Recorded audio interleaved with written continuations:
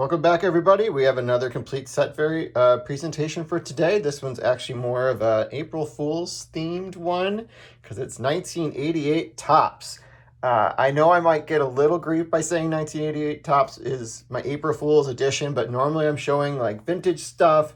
This is technically, I guess, 35 years old now, so it kind of has that vintage sort of years attached to it, but you can still buy complete sets of this that have never been opened for really inexpensive, hand collated sets for less than $10.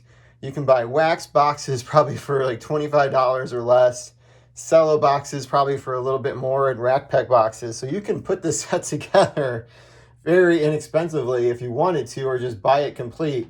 So it's definitely one that did not necessarily hold its value over time. This was probably, 88 was really like the beginning of the peak of the overproduction era, or some people call it the junk wax era.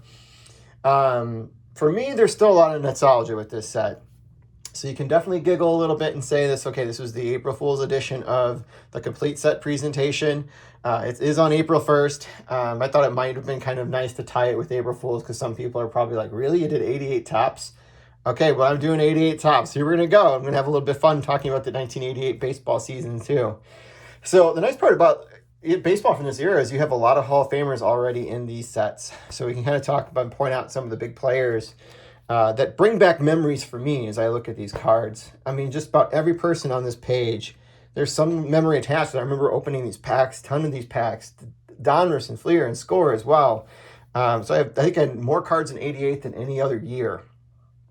Some of the players that really kind of stood out to me was like Vince Coleman, just being kind of my dad being a big Cardinal fan. We really were big fans of Vince Coleman and Ozzie Smith and everybody else on that team for their run, and steal. Whitey Ball at its finest. I know they didn't win a World Series when Vince Coleman was on the team, but man, he was quite a big contributor to those teams. And unfortunately, if he wasn't hurt during the 85 World Series, maybe they could have pulled it off. I don't know. But we also had Mark McGwire setting the rookie home run record the previous year. So he's got a highlight card for record breaker here. Obviously that's been broken since then. But this thing is just littered, with Hall of Fame players. So the basic design here, as you can see, is we have pretty much a portrait or an action shot that's superimposed over the team name, which I think is a kind of a cool thing. And then a little banner with their name on here. There's going to be rookie cup cards. There's going to be like future star cards like you see here of Kevin Elster. The backs are like an orange. As you can kind of see here, is they have an orange sort of feel for it with black lettering. There's a little bit of trivia and highlights about the player, but it's pretty much a basic card back design that Topps was doing at this time by 1988, that era. All right, let's just kind of jump into it. I'll talk a little bit about the 88 baseball season because actually this one had a very memorable ending, if for those of you who can remember it. All right, so the Hall of Famers have on this first page. We got Ricky actually right here. Obviously congratulating Don Mattingly. I believe this was for his record-setting Grand Slam streak. Here we also have Eddie Murray. In here, there's actually an air version of this card I have in the back. And we have like Phil Niekro here with Joe Niekro. Obviously, Phil's the Hall of Famer. Joe is not. Nolan Ryan obviously is featured in here with the Astros. The first solo player card that we have here that wasn't a record breaker is Ryan Sandberg. I remember going to a lot of Cubs games because my dad would get tickets for the Cubs as well as the Sox. So we went to both sides of the town, even though I was a big White Sox fan. But we went to a ton of Cubs games, and Sandberg was a great player to watch during that time. So we also have Sparky Anderson, Hall of Fame manager there. We have the Al Leiter card, which there's actually an air version of this. I believe this is not Al Leiter, but I have the corrected one in the back that actually is Al Leiter. It is produced just as much as the Al Leiter card, so it's not one that actually holds a lot of value in the hobby at this point. All right, let's turn the page. They have these leader cards with usually players featured on here. You can see there's Wade Boggs on there. He's one of the Hall of Famers that's on it. There's a couple more on it, and actually the White Sox one has 2 Hall of Famers on it, which is pretty cool, I think. I'm going to go through these pretty quickly just because it is 88 Topps. Here we got Harold Baines, hopefully future Hall of Fame manager Bruce Bochy there.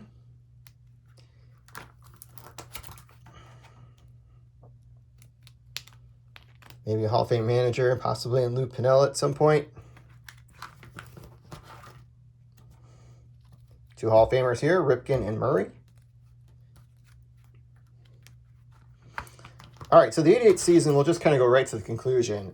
It's remembered mostly for the World Series where the Dodgers won and beat the Oakland Athletics when they were not necessarily favored to win it. But it's really remembered for that home run by Kirk Gibson, who pinch hit in the first game, hit a home run to be able to put the Dodgers in front. I believe it actually was a walk-off homer, if I remember correctly. And that's the one where you hear the great call saying, "I can't believe what I just saw. I can't believe what I just saw." It was that call. And I think that was just one of the calls. I believe there was also a radio call too that's pretty memorable, which I can't remember what it is. But one was done by Jack Buck, and the other one was done by Vin Scully. What great names, right, in broadcast history. The other teams that made the playoffs that year were the Red Sox and also the Mets, who lost, obviously, in the championship series. We got Ricky Henderson here. This is when a lot of the playoff games were on during the day, too, so I was able to get home from school in time to watch these. Got Dennis Eckersley. We also got Roger Clemens, former MVP Ken Caminetti. Tommy Lasorda. I always kind of like that picture of Tommy Lasorda. He looks so at ease in that picture. Future World Series hero Joe Carter. El Presidente.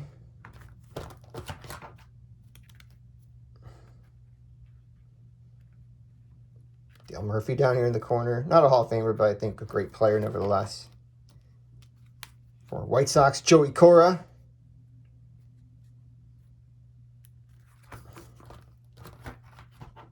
Barry Larkin, Hall of Famer there. Dick Williams, Hall of Fame manager.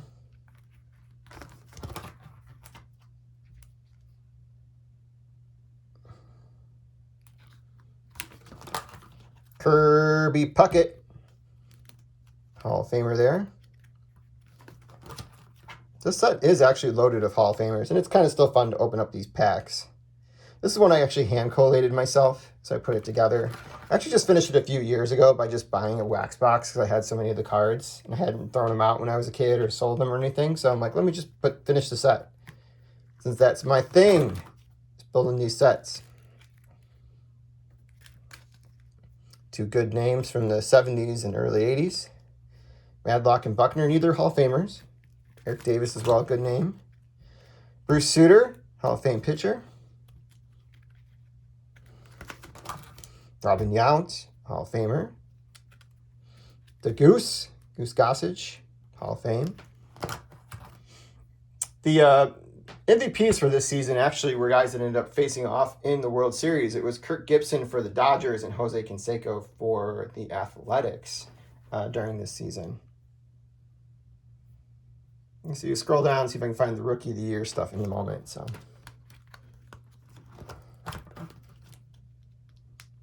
there's Paul Merrow, guy who wasn't associated with steroids would have the numbers for sure. That's going to be a theme because some of the steroid guys do start showing up by the late 80s. Even if they weren't using by that point, but they're in the sets. There's Wade Boggs. I think that's always a cool image of Wade Boggs. So that's why I like 88 Topps. There's still some really cool looking cards, even though they're so overproduced. People like quick to like dismiss them. But there's some still really cool looking cards. I mean, if you want a nice version of this card, you can go ahead and like get a Tiffany card and get in a nice grade. And then there you go. You have a nice 88 Topps card. It's a really cool image.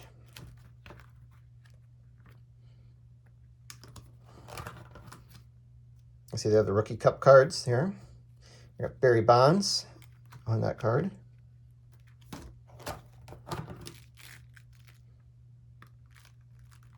That was a fun name to say when I was a kid. Damaso Garcia.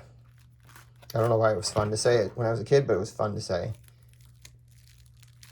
Nolan Ryan. Oh, Lee Ela.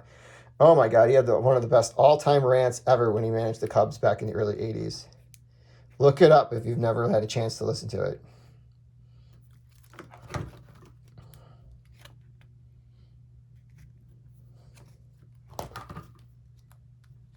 I remember getting this card right here, and the first pack I opened in 1988 Topps and thought it was the coolest thing in the world because, like, hey, I got Kevin Seitzer. He's a rookie cup card, and he had a great year in 87, so we thought he was going to be like a great player.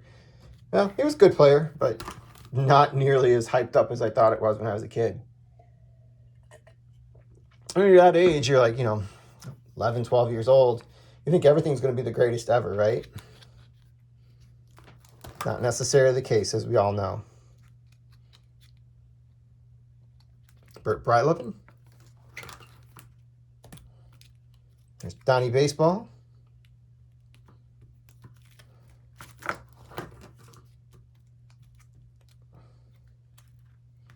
The Cobra, nearing the end of his career.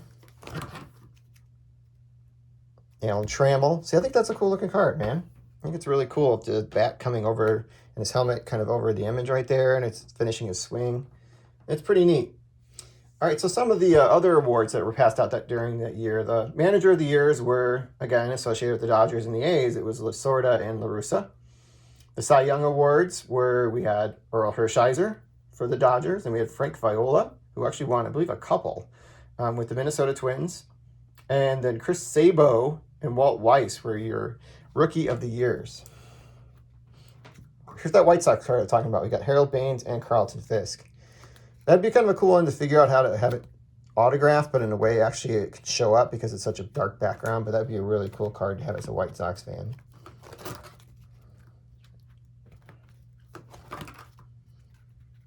All right, let me speed it up a little bit. We got Jack Morris, Hall of Fame pitcher.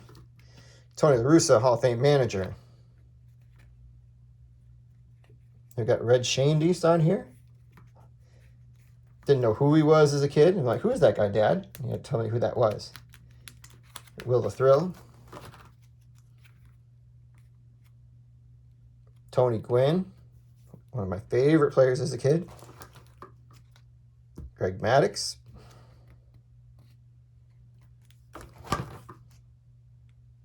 Two pretty good players right here, obviously. Him, unfortunately, associated with steroids. Matt Williams was not, but he definitely had some great seasons. Not enough to be considered for the Hall of Fame, though. I would agree with that. He wasn't consistent enough through his career. Got Pudge down here at the White Sox. Again, I think that's a cool-looking card of him finishing that swing. There are the All-Star cards, which I think are terribly bland for 1988. But it's just their head superimposed over a diamond and just with a plain colored background in the back. And that's it. So it starts with the American League. Let's go through it. See what we got that are all-stars. We got Boggs, Trammell, Winfield, Puckett, Clemens, maybe, if you ever kind of get past the steroid stigma. National League, Smith, Dawson, Gwynn, Raines. And that's it. There wasn't a lot of Hall of Famers in the All-Star set for this year.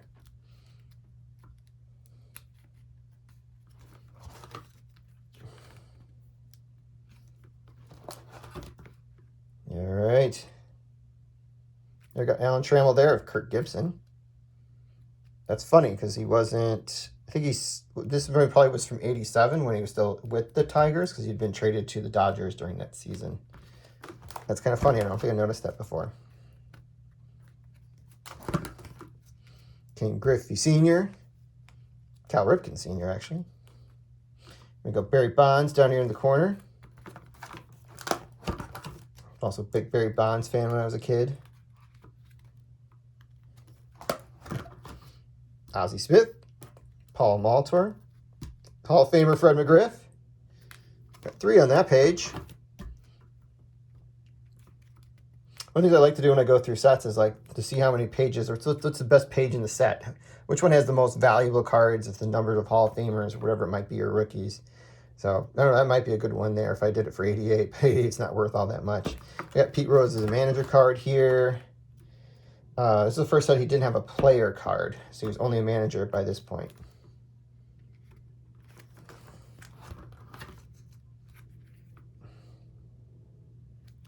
Eddie Murray.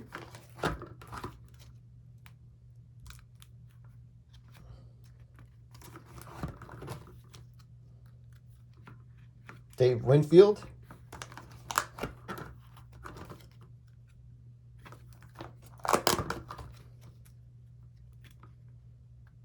Gary Carter.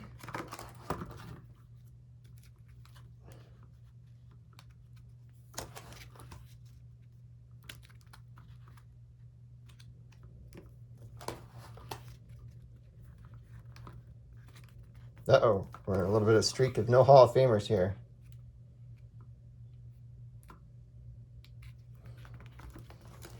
Streak continues. We got Don Sutton. Whoop, I bumped the camera. Let me readjust that a little bit. Move this back up, and we are good to go. Sorry about that. There's McGuire's card. Thought that was so cool as a kid.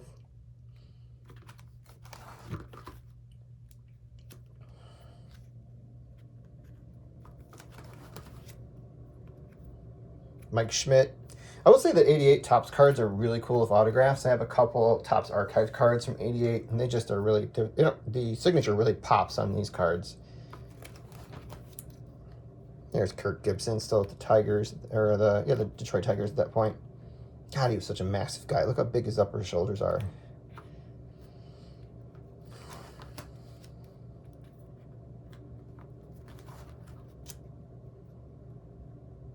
There's Frank Viola, as I mentioned earlier.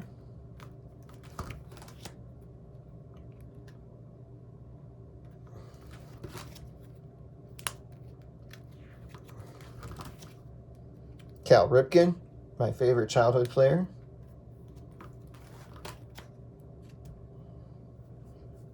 I used to love these cards as a kid because I would learn more about these cards that I didn't own and these sets I didn't have at that point by just looking at some of these cards, which made me kind of actually, as I got older, kind of want some of these cards because they were featured on these turn back the clock cards, which were featured in the late 80s with Top sets. So now I have all of those cards, which is pretty cool.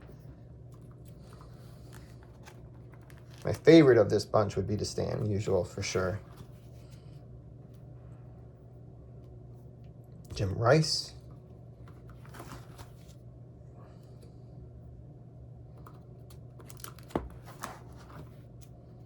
There's Terry Francona, possibly a Hall of Fame manager at some point. Then we got Tony Gwynn with the Padres leader. Got George Brett down here in the corner.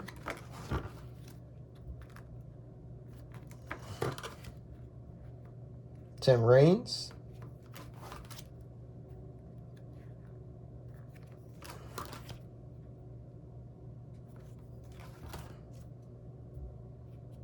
Mike Herzog. Good old Bo Jackson right there.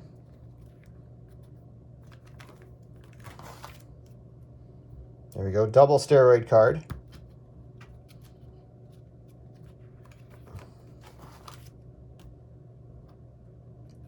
I think this guy needs reconsideration for the Hall of Fame. Lou Whitaker. Heck of a player. Tom Glavine's rookie card. That's the biggest card in this set.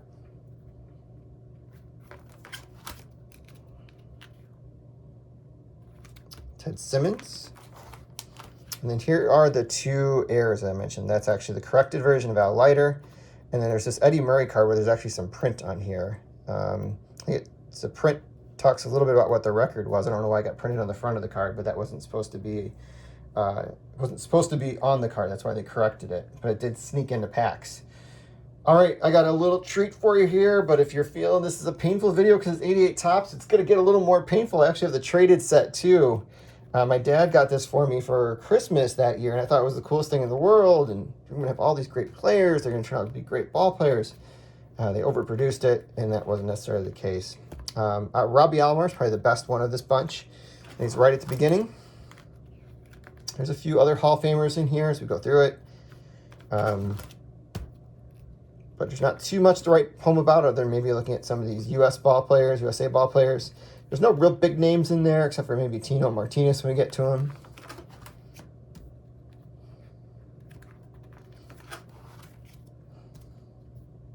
That was the big one when we were a kid because he just won the MVP and he just hit that famous home run in the World Series. So it was a really cool card to have his first card as a Dodger.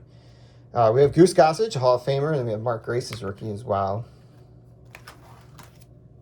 This one's actually autographed. I actually met that guy at a Peoria Chiefs game when he was playing for them when he was in the Cubs organization. And he was able to sign it for me. So it was my first ever autograph of a baseball player, I believe.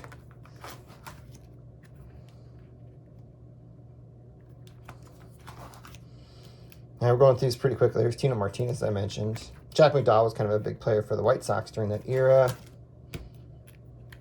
These will go a little bit faster because there's just not much to show. There's Cobra again with the A's.